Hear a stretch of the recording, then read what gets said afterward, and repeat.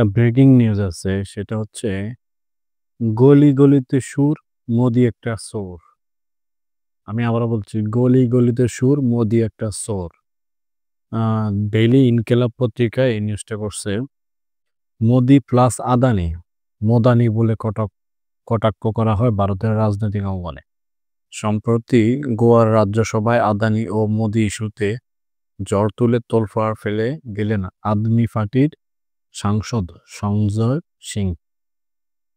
এ সময় গলি গলি মে শোর হে, নরেন্দ্র মোদি চোর হে মন্তব্য করে বিজেপিকে তীব্র আক্রমণ করেন তিনি। তার এই অগ্নিঝরা বক্তব্য রীতিমতো ভাইরাল সামাজিক যোগাযোগ মাধ্যমে। রাজ্যসভায় তিনি বলেন, আদানি ভারত থেকে বিদ্যুৎ চুরি করে বাংলাদেশে পাচার করেছে, ভারতের জনগণের অধিকার ক্ষুণ্ণ করে বাংলাদেশের জনগণের পেট ভরা হচ্ছে। ভারতের বিদ্যুতের জন্য হাহাকার চলছে, সেখানে মোদি চুরি করে বিদ্যুৎ বাংলাদেশে কি করে দেয় সে প্রশ্ন করেন এই সংসদ সদস্য। কেবল মোদি আদানির ব্যাংক অ্যাকাউন্ট ভরার জন্য এই মহাচুরি করেছে বলে দাবি করেন এই আদমি পার্টির এই সংসদ সদস্য। এছাড়াও দেশের ভিতরে হিন্দু, মুসলিম, খ্রিস্টান, বৌদ্ধদের মধ্যে দাঙ্গা লাগানোর চেষ্টা করছে মোদি সরকার বলে অভিযোগ তোলেন এই নেতা।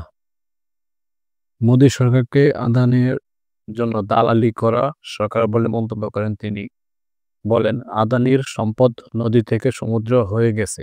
মোদি ক্ষমতায় আসার পরে ফুলে ফেঁপে কয়েক হাজার গুণ বেড়েছে আদানির সম্পদ। দর্শক, ভারতের নরেন্দ্র মোদির অর্থনৈতিক মূল যোগানদাতা হচ্ছে আদানি গ্রুপ। যে আদানি গ্রুপের সাথে বাংলাদেশের চুক্তি করা হয়, বিদ্যুৎ চুক্তি করা হয় সাবেক শেখ হাসিনার আমলে। বারবার চিৎকার করে ওই সংসদ সদস্য বলতে থাকেন, গলি গলি মে শোর হে, মোদি সরকার চোর হে। অর্থাৎ গলি গলিতে শোর, মোদি সরকার চোর।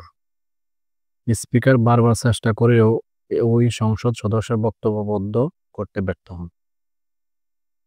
উল্লেখ্য, এর আগে ভারতের সাংসদ প্রেমেসিস এর ভিতরে দুপক্ষের মধ্যে ব্যাপক সংঘর্ষ ও ধস্তাধস্তি, হাতাহাতি এবং মারামারিতে 6 জন সংসদ সদস্য গুরুতর আহত হন এবং যাদের মধ্যে 2 জনকে আইসিইউতে ভর্তি করা হয়।